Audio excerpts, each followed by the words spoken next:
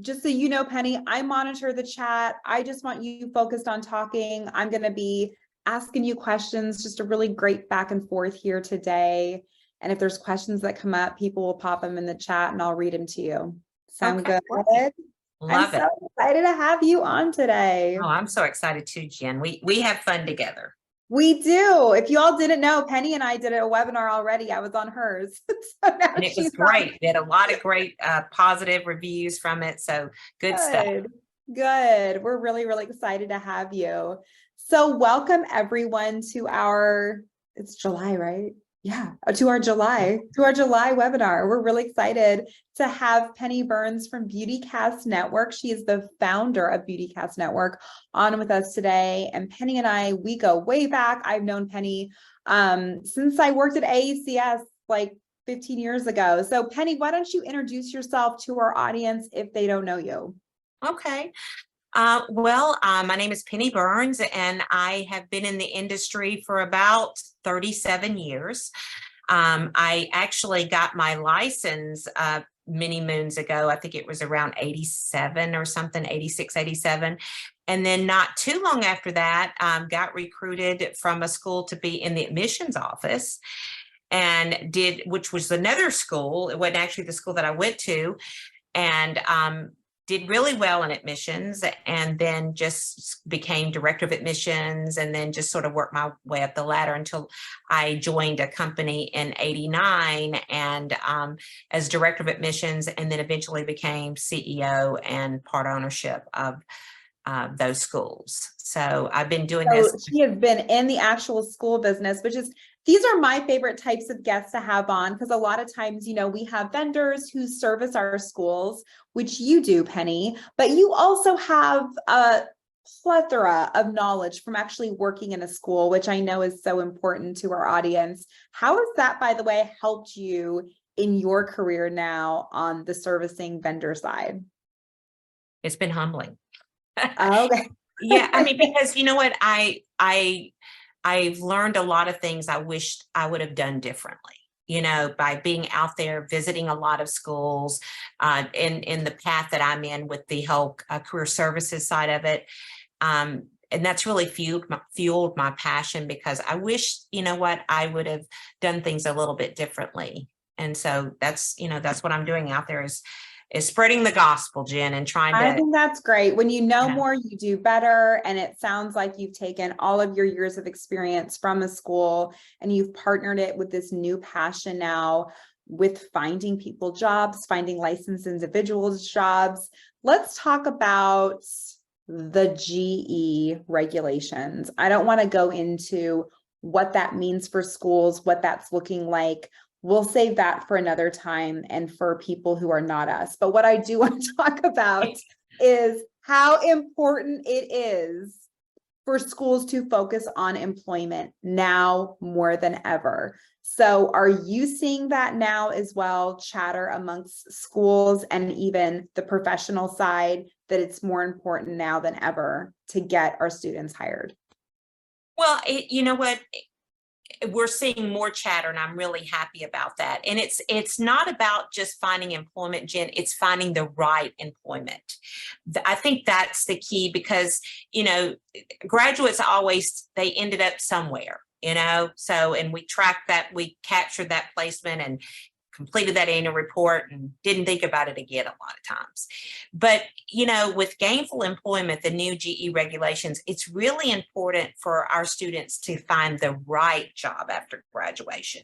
And statistics has told us that if they get in the right career path, it may not be the sexiest career path, but right after graduation, more of a W-2 employee, then they tend to stay in the industry a long time, but also that W-2 employee is what we need for those first couple of years after graduation to really succeed through the gainful employment regulations as they're written. Let's talk about that for a minute, because, you know, having worked on the marketing and admissions side for so many years, obviously what we hear is, I want to be a salon owner, I want to own my own thing. And everyone is sort of doing the booth rental type solo salons are super popular.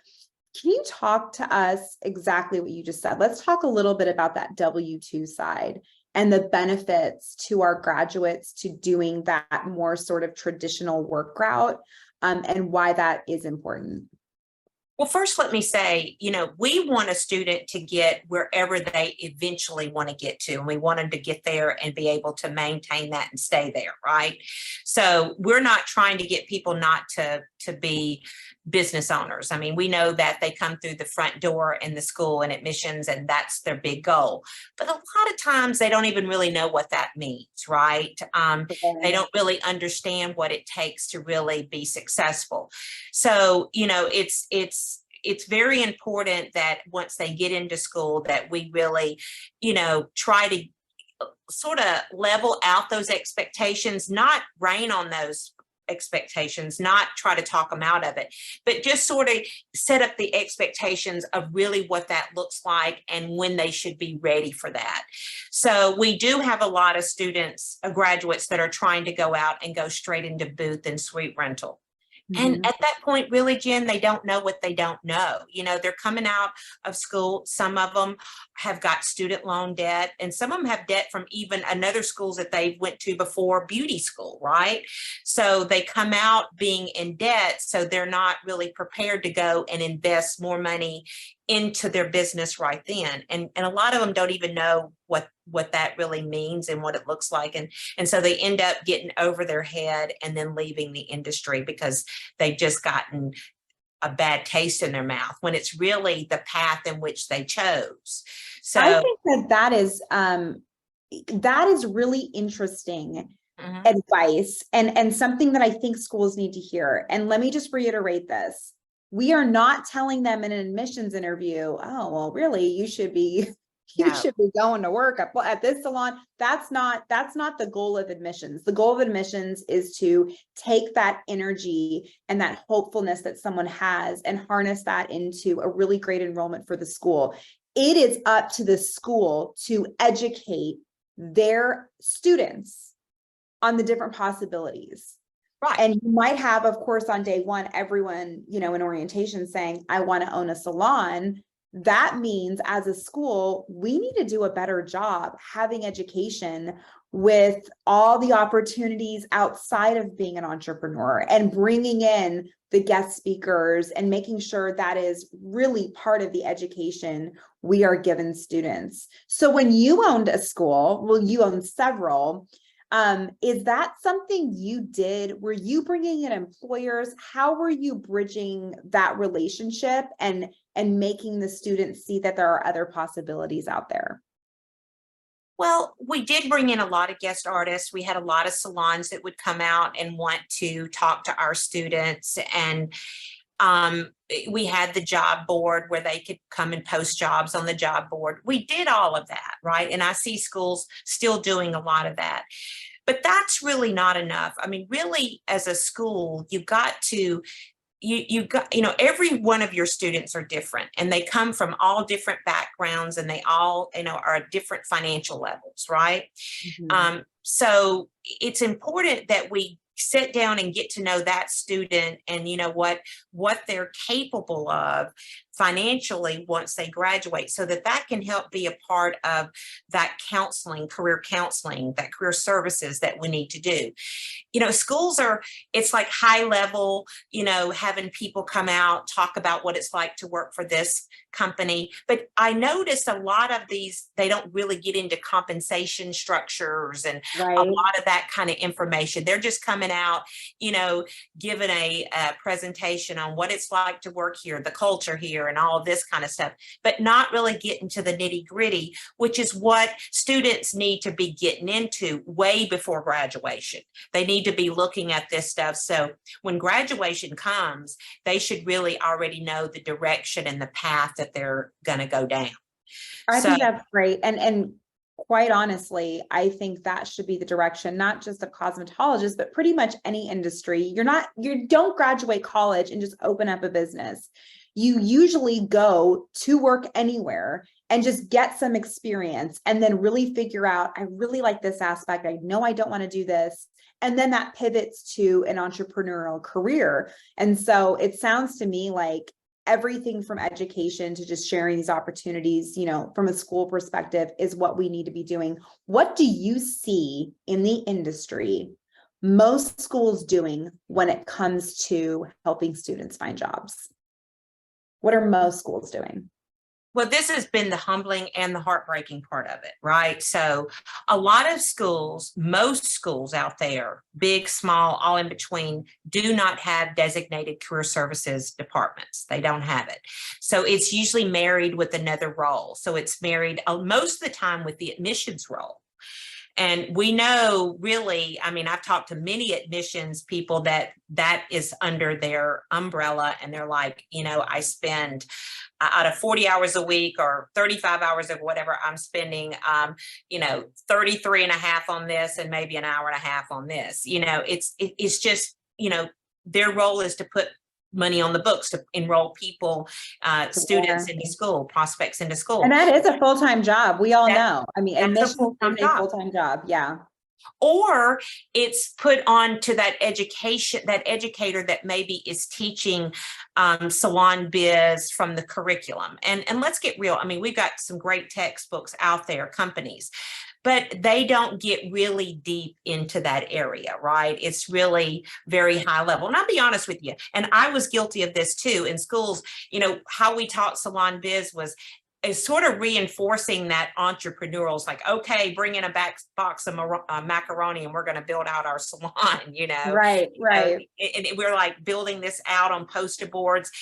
And we're not really getting into the meat of really what that looks like. So I think we've got to really change the way we go about that.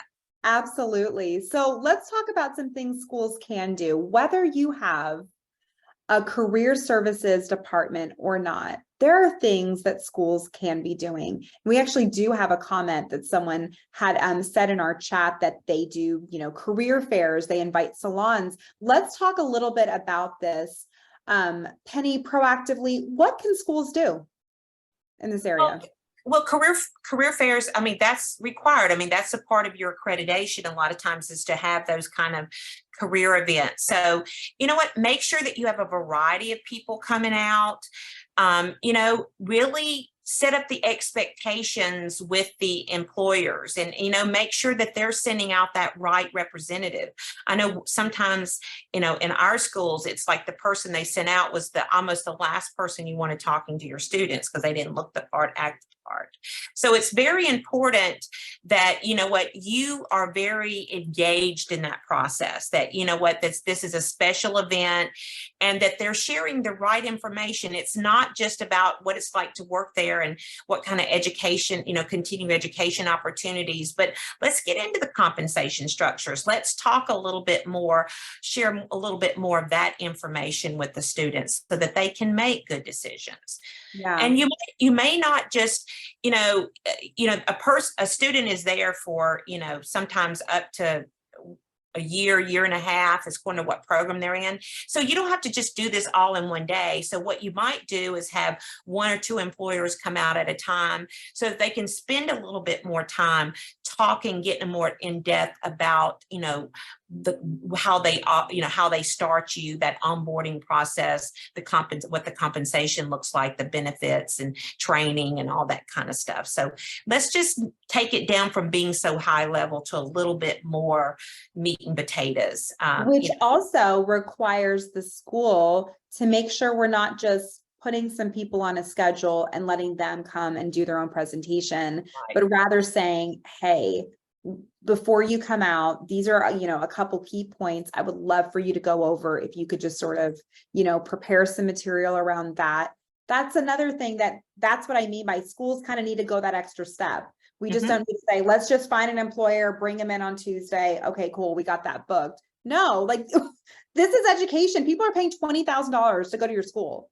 Like we owe it to our students, right? We owe it to our students to really prep them and make sure the guest speakers we're bringing in are also prepped. Yeah, and sometimes we'll get them just to come out and do a haircuts or some kind of demonstrations. You know what?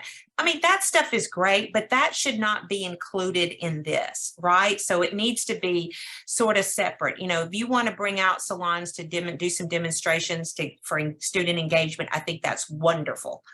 Sure. Absolutely. But, this whole career side, it needs to start, at orientation and go forward. It needs to really be woven all the way through so that they are able to make the best decisions. What we're seeing a lot of times is that student is getting all the way through graduation, and they have not really been exposed to much. They miss that one career day that they had. It's like, they're just going out there and they're floundering. And that's the worst thing that you can do, is have your students be in a floundering position at graduation.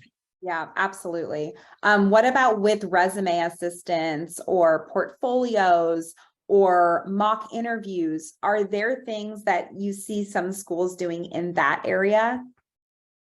Well, I'm going to go against the grain here a little bit. I might sort of, it may freak some people out. First of all, in those three that you just named, mock interviewing is great, okay? Because we really need to make sure that our students' communication is on point. We need our students asking them questions, not just going in there and answering questions, and knowing great questions to ask. Mm-hmm. You know what? We work with all types of employers, large employers across the country. They're not really interested in that resume that much. They're not really interested in portfolios. Why? Because they don't know if all that work is their work. And, in today's world that we live in, now they're going to click on and look at their Instagram page and any social media that they have to see how they're managing that. But what they want more than anything is to get in front of that candidate, to get in front of that graduate and have a great conversation with them. So it's more about working out those interviewing skills, to me, is number one. Resume, we're in a different world now, and portfolios, I can tell, they're fun to look at, might be fun to create. We really have a hard time getting students to do those consistently in the type of level that maybe would attract somebody. So, I would put more of our energy more into the communication and the interviewing side of things. That is really good insight. And that's the first I've heard of that. So it is nice to see the industry sort of changing in that way. And, even with traditional jobs, they're looking more for you to go to an application system and fill things out rather than have a traditional resume anyway. Yeah, they're not really paying that much attention to them, to be honest. Yeah. Chelsea has a question, and it's a good one. And this can probably be really, really challenging. So they're having a problem in their market with it's getting saturated with a lot of esthetician graduates. And so many recent grads are running studios due to limited job opportunities. Do you have suggestions for when 20 kids graduate looking for a job in the same area? Well, this is a challenge. We hit this challenge before back in 2008. I'll give you a little history there. So that's when you started seeing a lot of schools doing away with their esthetician or really limiting enrollment on admissions because certain markets were getting saturated. So now, that being said, at BeautyCast, we're trying to tap into a lot of different types of opportunities for estheticians. For example, the whole resort side of the industry, there's a lot of opportunities. And in the, years back, they didn't want to hire people right out of school. Well, they're very interested. These big hotel spas now and, some of those types of brands are very interested in that. The whole med spa side of things. Mm-hmm. You may have to look at sort of widening your search. This might be where you have to drive to another little town over this. You're still going to fall in the same thing when you're going to rent that studio, that space. You're still going to run into that problem sometimes with right out of school being able to be successful there.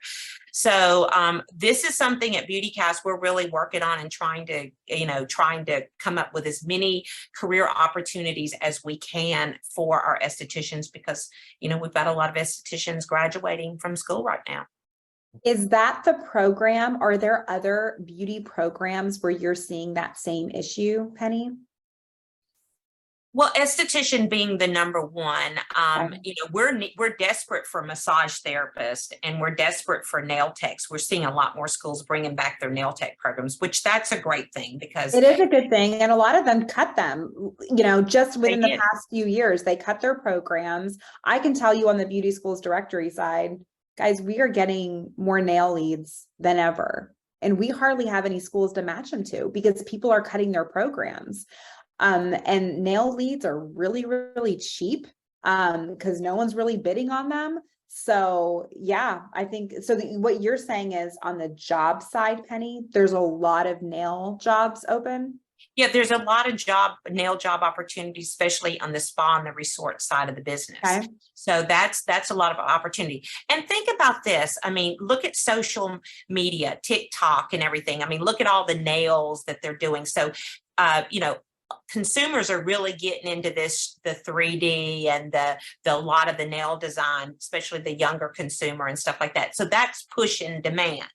So you are seeing that, a lot more nail places are opening up and offering those types of services. Full service salons are bringing back their nail areas and stuff like that because customers are asking for these types of services. So that's going to up the amount of jobs that are in that area.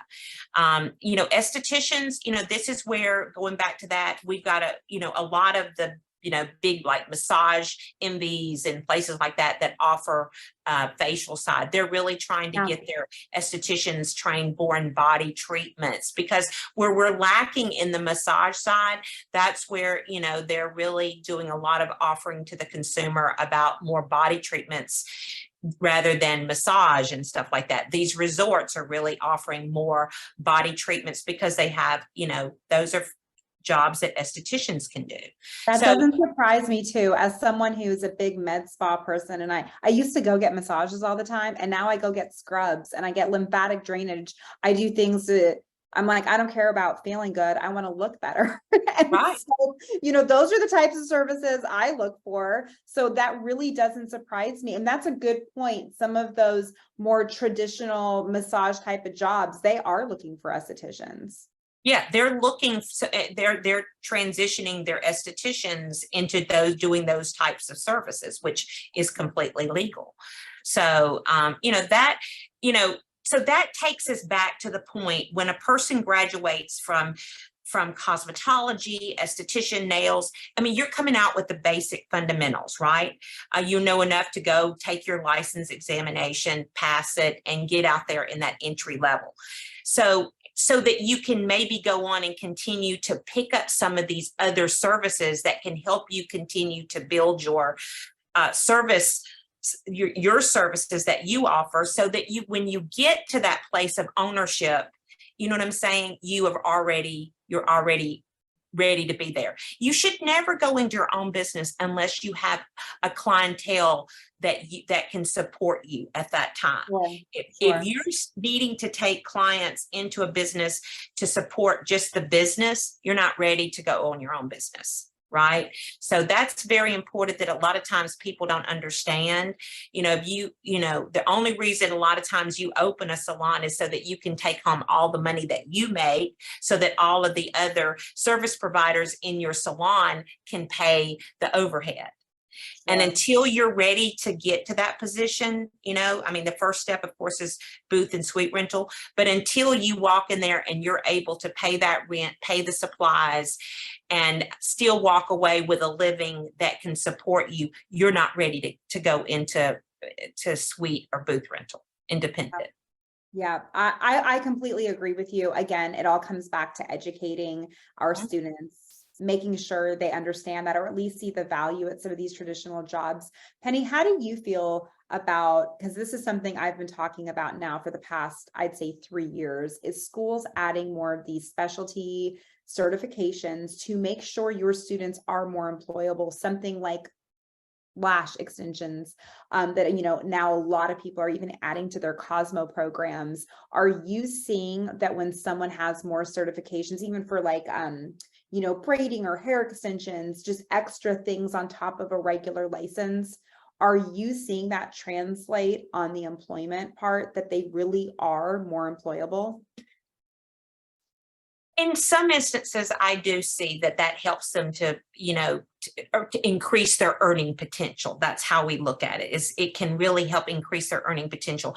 I mean, if you have some kind of extension certification, lash certification, that's going to, speed you through a little bit. But a lot of these companies, if you go to work for an employer, a lot of those offer a lot of that training, So, I mean, I wouldn't let that be the number one reason why I chose one school over the other, because they have all these certifications. What you want to really is knowing that you're going to a good school that's going to help, expose you to a lot of different opportunities, but also do everything they can to get you to a good first best job in the industry. So, that's the most important thing, is when you're choosing a school, is choosing a school that's going to get you through there. And then make sure, when you're going out there and looking for that first employment opportunities, that they offer a lot of great education, that's going to help take you that basic fundamental level all the way to keep building up on your skills. And you can use their dime to do it, meaning, they're willing to invest in you. And a lot of these companies are not expecting you to stay these graduates to stay forever. They know that you're either going to move up with their company or you're going to move on. And they're okay with that. They're not like some salons where, they invest all this time in it and then you want to leave in 3 years and, it's like the bridge has been totally burned down. That's nice to hear. So that, and so that really is a shift in the professional industry, is they know these kids aren't going to be here for 5 years. And they're okay with it. They're looking to fill those chairs for a certain amount of time and then bring in a new crew. Right. And if it's, if that person really enjoys working for that company, I mean, a lot of these brands have a lot of different opportunities, right? You go in at that entry level and there's tons of more opportunities available. And so you have the opportunity to get in there and see some of their other opportunities and move up and get more training, which is going to help you when you want to eventually one day get to that independent ownership level, or you're going to move on to your next opportunity. But the bottom line is, you want to successfully succeed through each opportunity and learn everything you can and be ready for the next opportunity. Yeah, absolutely. Let's talk a little bit about how schools can connect with employers. So do you have some tips on, and kind of like what you just said, when it comes to, let's say we don't have a lash extension or makeup program, and it really is about, great, go get a job. And these people will train you to do some of that stuff anyway, which to me seems like, if I'm a school owner, I'm even going to be specifically looking for employers that have either additional training, tuition reimbursement, different things like that. What are things that owners of schools should be looking for when it comes to connecting with employers, and then just overall tips on how to connect with them? Well, first of all, like you just said, be very engaged on who you're bringing out to talk to your students, see what they have to offer. I mean, you need to interview them basically before you let them come out there and talk to your students. We have to be very proactive in where our students go after graduation, because where they go after graduations can really mean the difference in them staying in the industry or not. So, those first career opportunities. And sometimes the big sexy opportunities are not always the best opportunities. The big fancy salon down the street that all the consumers like may not be the best place for that person to start. You got to get behind the scenes. What type of, continuing education opportunities, what type of training, what type of compensation structures. I mean, I've literally been told by salons, they should just be so glad to work here that they'll train with us for a year without being paid. Well, that's just not realistic, right? Oh, yeah. But they're coming out of school, coming out with that school debt, and then going into something like that. So make sure that those types of opportunities you shouldn't even let through your front door, because even though it's the big beautiful salon down the street, if they're not taking care of your graduate, and your graduate has ended up leaving the industry because they're getting burnt, then that's not a good place. So there again, just really make sure that, create some type of questionnaire that, just like we do in admissions to really find out everything we can about our enrolling student, we need to know that about the person who is looking to hire our graduates, And it can't be just they show up when they need somebody. These need to be great partners, and that takes me to building out a great advisory board, which that'll be another webinar you and I take on maybe at one point, is building out an advisory board that can work for you, not just be a box that you cross out saying that you've done it for accreditation. So I would say just really, that's what I wished I would have done differently, is really be a little bit more selective who I let come in the door. And then also too, but on that other side, it's like, open your mind. Some of these, like these chain organizations that you think, well, that's not where I want to say where my students go work. These right now, let me tell you something, we look at all different types of employers. And a lot of times, they are some of the best jobs out there because, one, they're going in the front door starting to get paid. And at the end of the day, your students need to make money, okay? They've got to make money, or what type of education they're getting. And so a lot of those brands are giving lots of education. So when you're building out who's going to come in and talk to my students, make sure that you've got a variety of people and make sure that they are, they're good places for your students to start their career. And then thank you for that advice. When it comes on the employer side, is there things that they are attracted to with schools that would make them want to go there? Or is there things that schools can do just to help bridge that relationship? Should they be sending them scholarship information or, regular event information regularly, just to keep them top of mind? Should they stop by, once a year and bring them flowers and just say, we appreciate you? Are there things we can do to make sure schools and employers have really good synergy? Well, that's a great point, because let me tell you something. Salons and schools sometimes are like oil and water. Sometimes they get along great, sometimes they don't. It's very important that, you appreciate the employers around, because, the reason why you are in the school business is you create the talent that's going to the next level, and that's going out to the salon and spa and barber industry, nail industry. So, you got to have a relationship. You got to have a good relationship, because those are the people who are going to take your graduates in.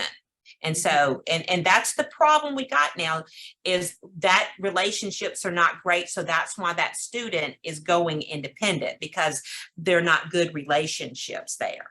So, independent is the worst thing your student can do right out of school. And I mean, I'm going to say it. I mean, it's the worst place your student can go. I do want you to say that again, because someone in our chat wrote, can you repeat what you said about the amount of clients relating to ownership, which you're circling back on that right now.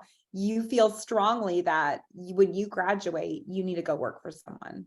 You have to, because the only clients you have are family and friends, and let's get real, they don't want to pay you, right? They want the friends and family discount. They're people you practice on, so the bottom line is, the only right time for you to go in your business is when you are making enough behind the chair to go and support yourself. So, and I share this with students all the time. For example, and you need to take your students through this sort of exercise, is when they go out and they go straight into booth and suite rental. What does that look like? Okay, you don't have any clients. Okay, so that's going to really pay you, maybe one or two. How much is your products? You can't put the same color on every client, right? So you're going to have a variety of products.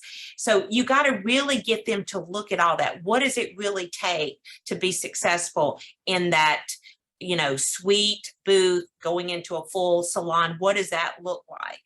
And put the your math, bills, your inventory, all this. Your insurance. We're talking about, kids who did not graduate with business degrees, have never run a business before, maybe went straight from high school to beauty school for a year, or, did like a part-time job and then went to beauty school. These are not they're not graduating with a ton of business knowledge.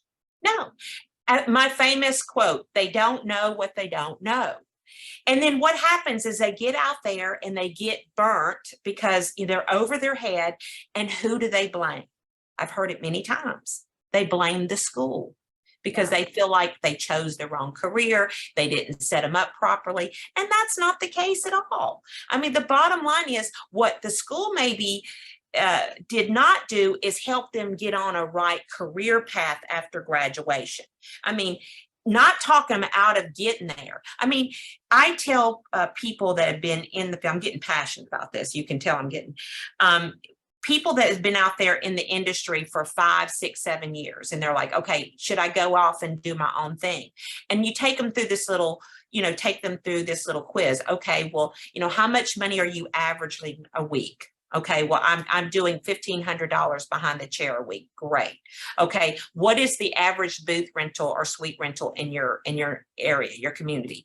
It's $200 a week. Okay, great. So how much is the supply? So you take that through. At the end of the day, if that's all paid, can you walk away with enough to support yourself? Because the salon you're working at, they're covering your supplies. They're doing all of that kind of stuff. So really look at it. And I've seen some that's been out there 5 years and they're like, I'm not quite ready yet, and then I've seen some that's like, yeah, they're absolutely ready. So they're going from maybe taking home 40% or 50% of their pay to, they've built themselves up to a level where they'll take home about 70% of their pay. Well, that's time for them to do something like that. But until they are at that place, it is not time. And, we have too many of our graduates going straight out into it, and then they're leaving the industry. And I'm going to be real with you guys. That's what's created some of the problem that we've got with gainful employment. I mean, we haven't been our own best advocate. We hadn't been our own best friends in this because, what, we're trying to get them in school, and we've got to do that. We've got to get them through education. That's how we earn the money. We put the money on the books, we earn the money. And then the next thing is they move on to that next level. But everything we do is really based on how they did after they graduated. Mm-hmm. And so, we've got to really put a lot of energy in what happens to them next, because that's really what's going to make the difference in us staying in business. That's just the truth. So Penny, let's talk for a minute then about BeautyCast Network. And before you tell us about the platform, I want to talk about you and going to schools. Is this something, excuse me, you do? Do you go to schools or do you go to areas where you talk to students about this? Because I can see schools being like, we're not here to crush dreams. We're just here to get them licensed. But obviously the school needs these kids to go to work. And like you just said, we've kind of created this problem with gainful employment, sorta, by allowing these kids to go off and do booth rentals. So on the education side with students, is that something that you guys currently do? We're in certain markets where we do career events like career expos. So in certain markets around the country, we'll do those. We got one coming up in Fredericksburg, Virginia, coming up on September the 11th, where we'll have our employers there. We have a lot of education there. We do a class for educators called The Transformation, where we talk a lot about this with educators. But you know what? It's funny you asked that because, Jen, I've been asked a lot, do we come out to schools and talk to them? I mean, I would love to be at a school every day. I am so passionate about talking to students about the career path and how to be successful in this industry. So we for sure want to create, that's why we're starting our Wednesday webinars for students, where once a month we're going to be taking on these topics, and they're completely free, where students can get on. And so they're hearing from me and other people in the industry on how to, get on the right path after graduation. So, we can't be at every school, but we can create webinars where you can get all your students, or you can get the recording and play, at your schools and stuff. That's awesome. And let's talk about BeautyCast Network and the platform you guys have created, because I really do want to share it with the Beauty Schools Marketing Group community, the people that are on this webinar today. Guys, it's free. We love free. So Penny, tell us a little bit about your program and how you work with schools. Well, before I do that, I want to put one disclaimer out there in Gainful Employment. Believe me, I feel the new rules are totally egregious, and Sure. they went way too far. And I mean, I'm not for that at all.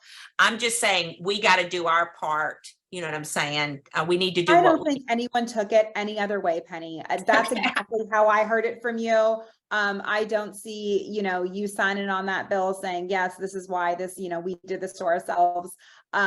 We just don't want this to come back again and again and again. That's And so right. We want to do are- everything we can do to say we're doing the Absolutely. right things. That's where we are. We're going to fight it tooth and nail. So Sure. with BeautyCast, we've been around for 10 years and we're funded by employers. In the beginning of ours, we were more like where it was like a subscription fee for schools. Well, we went away from that very quickly because we needed candidates. We didn't need road barriers to your graduates. So what makes BeautyCast different? I mean, we had once a system where the kids would build a portfolio, then the students would build a portfolio and employers would build a portfolio, and then they would try to connect. Well, we learned that that system just does not work in today's world. It hadn't worked for a while, but just so many people are used to job boards and things like that. So job boards don't work in our industry. I mean, I had one, I've worked with other groups that have them. They just do not work very well. Today's student and today's generation is used to being served, right? You go in there and you fill out something one time, and then you're used to something just keep coming to you. Well, so this last year we made a pivot in BeautyCast and created a new system where that's how it works. So basically, the schools will be able to come into us through either like we have a partnership with Fame where they can come through the Fame system to us, or they can come through an upload where we could just get all of your uploads at one time. We're not trying to get the student to do it one at a time, because sometimes that's more work on the school to keep constantly getting the student in the system. But the difference about BeautyCast, once we get that student in the system, we take it from there. Now, we want to get your student into our network as soon as possible, because not only do we concentrate on placement, but we work with you on retention. Our goal is to help keep them excited. You're there, the schools are there to teach them all those things that they need to get through that test and to get ready for that entry level into the industry. Well, BeautyCast is going to touch a student up to 220 times from the time they start school all the way through placement to keep them excited about what comes next. So we serve to them a couple times a week, whether it's a great video from an industry person that's been successful, or our weekly newsletter, the Career Mentor that comes out on Wednesdays, to all the way up to that student gets to 60 days out from graduation. When that student gets 60 days out from graduation, we then share their information with employers, all the national and local and regional employers that we work with, and they will then start reaching out to that student. And that's exciting because that student starts getting information that, hey, we're looking to talk to you about employment, all of that kind of stuff. So we're laying that groundwork, but also it opens the door for that student to be able to reach out to that employer that we've shared their information with. So, and we're going to share with that student, here's who we shared your information with. Feel free to reach out at any time to these. This is how you do it. And then of course we share with the employers who's coming up for graduation. But also we add in other content at that time because they're reaching that finish line. So we're talking to them about more about the interviewing, great questions to ask, and just, all of that, looking the part, all that kind of stuff that we start changing the type of content. They'll still get the other content, but we'll add in content that really focuses on more about them getting that right job, applying and getting on that right job and getting on the right career path. So they'll stay on that list for 90 days. Do you have schools, Penny, then that will work with you guys and just give you a list of their regular employers, like their own network, so then you can go ahead and work with them as well? Or do schools use you and then they have their own network to push to their students? How do you work with them simultaneously in that way? Well, let me say this with BeautyCast. I mean, we welcome any type of employer that you give us, but with BeautyCast, we're going to make sure that they're a right place for your students to go work. BeautyCast will not support a brand if it's not a good place for your students to start their career. These could be great brands when you have 4 and 5 and 6 years experience. But if they're not a good place for your student to go and start their career, if we feel like they're not going to support them through that period, that first couple of years in the industry, it's not somebody we're going to really suggest your students go work for. So that's the places essentially. Yeah, the type of places. Okay. And we work, we come back with our employers hard. I mean, we want them to be good places for your students to work, and it's not just how much money they're making in that first, 6 months or year. It's all the other things, from loan repayment programs to training to, and it's getting that student also to look at, what that hourly rate is plus the tip, and looking at that average, because that'll blow people's minds sometimes. They'll say, well, they only pay $10 or $12 an hour. Okay, well, let's factor in what they really make. And I mean, a lot of these brands are making $25, $28 an hour. So that's what we're consulting with our employment brands in. Make sure that you're really giving those types of averages, those numbers, to people that you're hiring, that you're interviewing, because sometimes it gets out there where they only pay $10 an hour, they pay $12 an hour. Well, we went deep with these employers. We know what their average is, and a lot of times, they're a lot higher than that. So make sure that you get that type of information.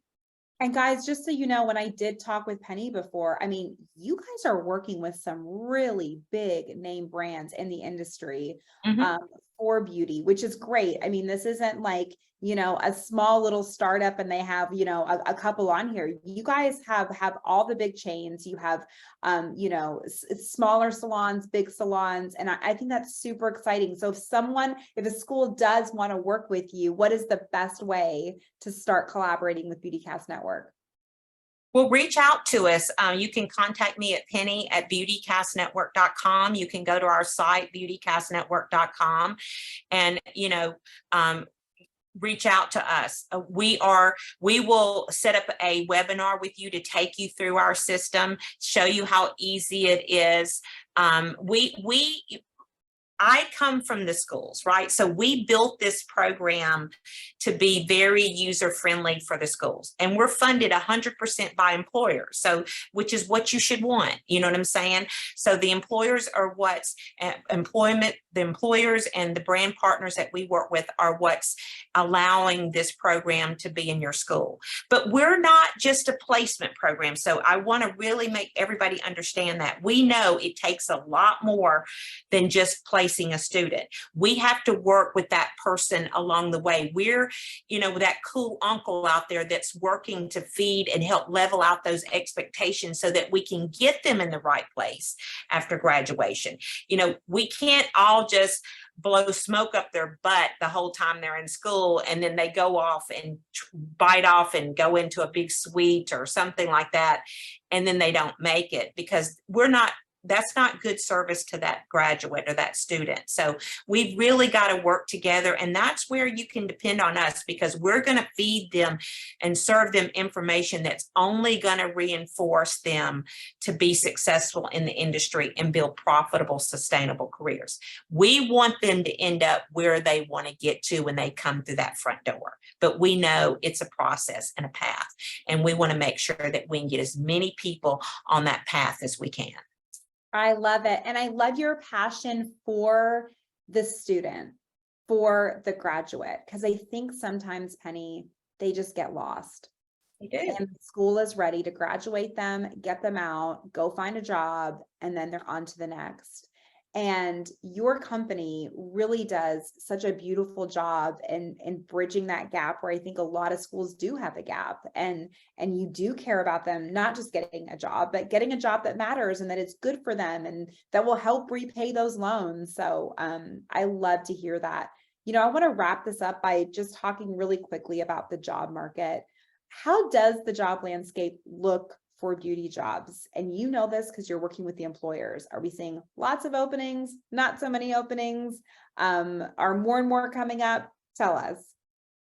Well, there's a lot of growth in our industry. And I mean, I think right now where like in the esthetician side, it's taken a minute to catch up. But I mean, we're seeing all types of new opportunities come out in the whole aesthetic side. So you'll see a lot more franchise types of opportunities come up in the esthetician side. So that's right now our little, you know, where we're in a little sort of a difficult space with the estheticians. But there's a lot coming. It's a lot of good stuff coming. Nails, there's a lot of good stuff. Cosmetology, barbering. The problem with barbering, we have a lot of people that will hire barbers. It's just our biggest thing with barbers a lot of times is they are like wanting to go independent. And that's where the barbering, that's what it can cause us a lot of headaches at schools because a lot of them want to go straight independent because they think that's the only way to go in barbering. And we're seeing a lot of them not keep their license, go underground in that area. So there's a lot of opportunity for barbering, but there again, it goes back. We got to really work on their mindsets to get them going in the right path because they're all trying to go out. And a lot of barbers end up going underground very quickly. And that's what we have to change. But the good news, Jen, there's lots of opportunities. And I will say this, I just was at the ASCA, which is the American Guidance Counselor or School Counseling conference. Was over 5,000 counselors there. And you know, one of the biggest things I realized is they've got more people wanting to get in this industry than ever before. Wow. And they are, and you know what? They're excited about it. I mean, they're not, you know, we used to think where they're pushing people to four-year colleges. They're not. No, They they're are, not. they are really, they've got kids coming to them in the 5th, 6th, 7th, and 8th grade saying, I want to go into beauty. I want to go into beauty. And then it's just reinforcing it as they even get closer to high school graduation. So there's a lot of opportunity out there. There's a lot of jobs. All the brands that we work with are growing leaps and bounds. And, you know, so you know, I have been saying this now for the past 2 years that I've seen such a shift toward career education, and that stigma is honestly gone. I cannot stress that enough because I think I hear all the time, like, you know, people being like, oh, you know, we're not real careers and this is what people think of us. No, that's not a thing anymore, you guys. I cannot stress how much that is not a thing anymore. We have millennials and Gen Xers who are now parents of kids who are graduating that have student loan debt. Only 27% of them are using their college degrees, and they are now teaching their children, don't make the mistakes I made. So that's why we're seeing this shift. You are so spot on. I talked to a district person and I was like, I asked her, I was like, why the change in the shift? Why, you know, maybe do you like us now? And she goes, well, it was more of the parents back then, because you think about it, most of the parents, say 10 years ago, 15 years ago, they didn't have college degrees, but they wanted their kids to do better than them and get college degrees, right? Well, most of the parents now, a lot of them do have college degrees, or they have some type of college, and they're seeing that the return on their investment with a 4-year degree is not really there. So they are the ones saying, I'm interested in my, you know, my son or my daughter getting more into the career technical because I'm seeing other people make money. And 11 times, I made a little stick thing. 11 times did we hear counselors say, and my hairdresser is making way more than me. My nail tech is making way more than me. My barber is making way more than me. So that was such a beautiful thing to hear. That was the whole that was what that's how they feel about us now. And so I agree. I mean, these parents are still paying on their student loans. You think now they want to take out another one for their kid, you guys, for 4 to 6 years, which the average person who gets a bachelor's degree takes them 6 years to get it. And again, only 27% end up using it. And so that stigma is gone. I'm excited for the future of career education, specifically beauty. One of the things, I had written down when we were getting ready for it, social media has really just, TikTok, you guys, has just opened up a world of interest in beauty careers. There really has never been a better time to be in this business. So I'm super excited about that. There's a really quick question for you in our chat. Do students have to join the network to see the webinars, and is there a charge for them? There's the only thing that a student would ever have to pay for is if they came to a live event. It's usually $20, to get into our live events. And or if they wanted to pay to get in a competition, a live event. All the stuff that we do, it doesn't cost the school or student anything to be a part of BeautyCast Network. We are completely free, as I said earlier, funded by employers. So they don't have to be a part of BeautyCast to watch any of the webinars. If you get any of our, information, we market these. So hopefully you're getting the marketing. Make sure that, if you want your students to sit in any of our webinars, we would love it. But on that TikTok note, our next week's webinar is from one of the largest TikTokers in the beauty. Her name is Siri Parks. She has over 4 million followers. It has totally transformed her business and all of this. So she will be our guest next week on our webinar on Webinar Wednesday. And she's going to talk about it, and she's going to share a lot of stuff with students, and she's going to give the real, because being an influencer is not easy, and they don't realize what it takes to get there. I love that you're talking about that. You guys, go get your students to listen to that webinar. I'm going to listen to that webinar. That sounds amazing. I love that you guys are not just, again, stuck in traditional jobs, but yes, everyone's wanting to be an influencer, and the fact that you're willing to have that conversation and let us listen in, that's really exciting. And most of them, they started out on a path like we're talking about, the good paths, and then they were doing this on the side. So, they just didn't get out there and just start influencing and became, that's not. And so students need to hear the real behind it, how it really happens. And there's a lot of great influencers in our industry that have a lot of great stuff to share. And that's those Monday morning videos that we send out. I mean, they're people that's not much older than your current students that are talking about this stuff. So what better place for your students to hear that encouragement from for people that's been walking the path right ahead of them. So that's where that's what we like to share at BeautyCast. It's not, listening to somebody that's been doing this for 50 years, because that sometimes is not relevant. No, we want them to hear from that, but it's hearing from people that's just a couple of years ahead of them that's walking this path.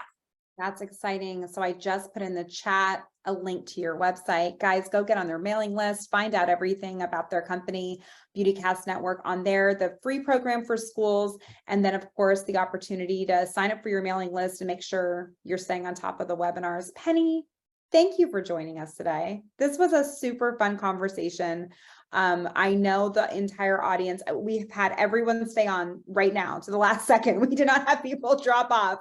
I know you were giving away all the good nuggets. Thank you so much for being a part of this. Reminder that tomorrow everyone will receive a link to this recording. So go share it with your owner, go share it with your teachers, and make sure everyone hears this relevant information. Thanks for coming. And if you want a webinar, just go Penny at beautycastnetwork.com, and I'll be glad to set you up a webinar very quickly with our team. Thank you so much, Jen. You're always so much fun, and I love your spirit, and you guide and consult schools in a great way. Thank you. I appreciate that. Everyone, our webinar next month is going to be with Matt Chin. It is on getting your students financed. We're so excited to have another financial aid conference, another financial aid webinar. After our last one, everyone's been requesting it. So we're going to be talking more about getting your students financed. Be looking out for that email. Everyone have a great day. We'll see you later. Thank you.